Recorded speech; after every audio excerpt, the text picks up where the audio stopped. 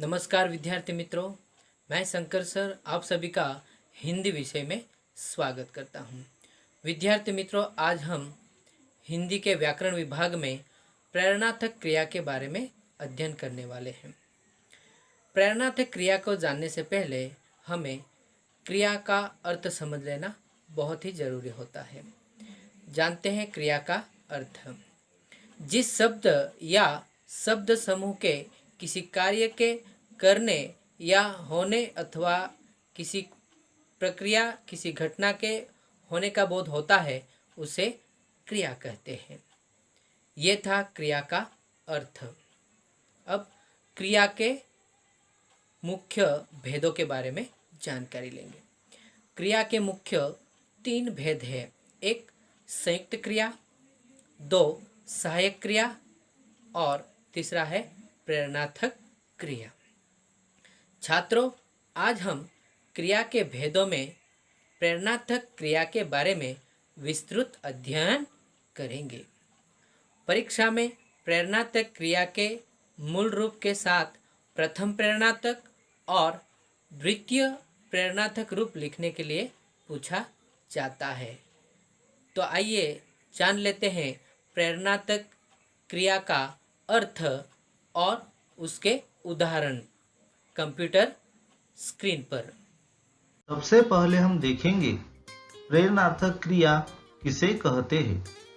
कर्ता कार्य को स्वयं न करके किसी दूसरे से करवाता है अथवा दूसरे को कार्य करने की प्रेरणा देता है। जिन क्रियाओं से इस बात का बोध हो उसे प्रेरणार्थक क्रिया कहते हैं। जैसे शिक्षक ने छात्र से कविता पढ़वाई।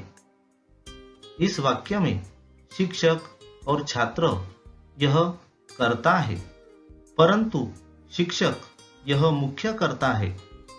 यह कार्य शिक्षक इस कर्ता ने स्वयं न करके किसी दूसरे से मतलब छात्र से करवाया है। इसीलिए इस वाक्य में पढ़वाई यह प्रेरणार्थक क्रिया है। दूसरा वाक्य देखिए, रमेश ने नौकर से बाजार मंगवाया। इस वाक्य में रमेश यह मुख्य कर्ता है और बाजार मंगवाने का कार्य रमेश यह कर्ता स्वयं न करके नौकर से करवाता है। इसीलिए इस वाक्य में मंगवाया यह प्रेरणार्थक क्रिया है।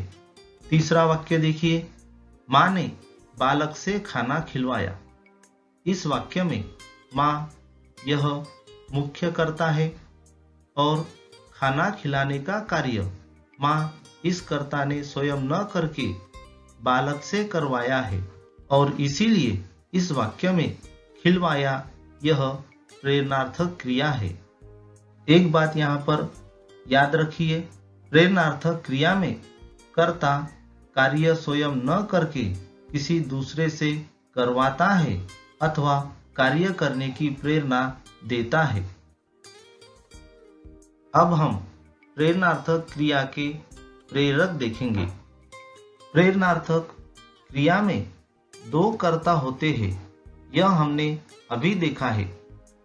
इसी पर से प्रेरणार्थक क्रिया के 2 प्रेरक होते हैं।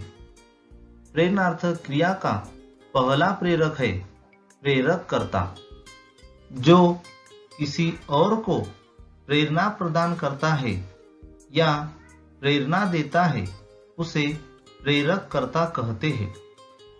जैसे शिक्षक ने छात्र से कविता पढ़वाई, रमेश ने नौकर से बाजार मंगवाया, माँ ने बालक से खाना खिलवाया।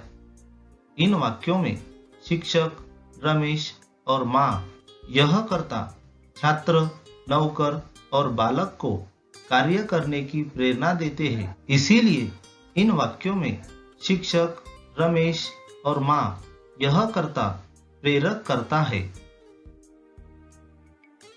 प्रेरणार्थक क्रिया का दूसरा प्रेरक है प्रेरित कर्ता, जो किसी और से प्रेरणा लेता है अथवा प्रेरित होता है उसे प्रेरित कर्ता कहते हैं। जैसे शिक्षक ने छात्र से कविता पढ़वाई। रमेश ने नौकर से बाजार मंगवाया। माँ ने बालक से खाना खिलवाया।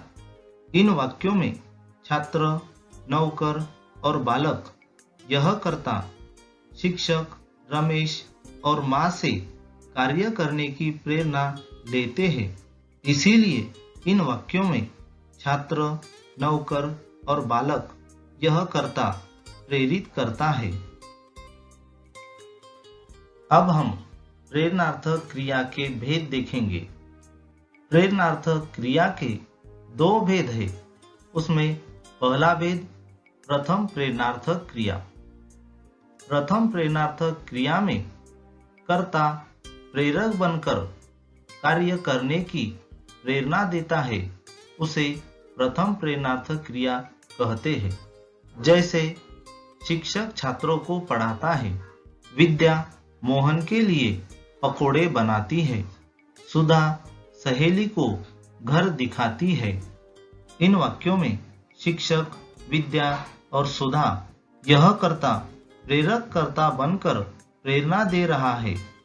इसीलिए यहाँ पढ़ता, बनाती, दिखाती यह क्रिया प्रथम प्रेरणार्थक क्रिया है। प्रेरणार्थक क्रिया का दूसरा भेद है द्वितीय प्रेरणार्थक क्रिया। द्वितीय प्रेरणार्थक क्रिया में कर्ता खुद दूसरे को कार्य करने की प्रेरणा देता है, उसे द्वितीय प्रेरणार्थक क्रिया कहते हैं। जैसे शिक्षक छात्रों को गौरव से पढ़वाता है, विद्या मोहन के लिए पकोड़े गीता से बनवाती है, सुधा माँ से सहेली को घर दिखवाती है। इन वाक्यों में शिक्षक, विद्या और सुधा यह कर्ता स्वयं कार्य न करके गौरव, गीता और माँ को कार्य करने की प्रेरणा दे रहे हैं, मतलब दूसरों से कार्य करा रहे हैं। इसीलिए यहाँ पढ़वाता, बनवाती, दिखवाती यह क्रिया द्वितीय प्रेरणार्थक क्रिया है। क्रियाओं के प्रथम तथा द्वितीय प्रेरणार्थक क्रिया रूप देखिए। यहाँ पर एक चार्ट दिया गया है। इसमें मूल क्रिया, प्रथम प्रेरणार्थक क्रिया का रूप और द्वितीय प्रेरणार्थक क्रिया का रूप दिया गया है। पढ़ना यह मूल क्रिया है। पढ़ना इस मूल क्रिया का प्रथम प्रेरणार्थक रूप होता है पढ़ाना और द्वितीय प्रेरणार्थक रूप होता है पढ़वाना।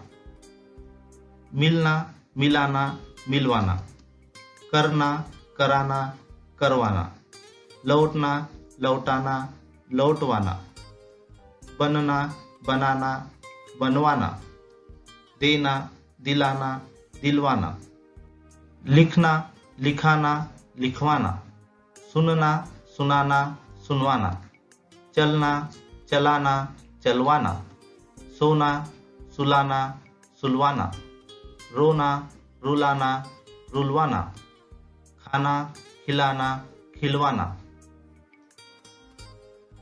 इस वीडियो में हमने प्रेरणार्थक क्रिया, प्रेरणार्थक क्रिया के प्रेरक, प्रेरणार्थक क्रिया के भेद और क्रियाओं के प्रथम तथा द्वितीय प्रेरणार्थक क्रिया रूप देखे हैं।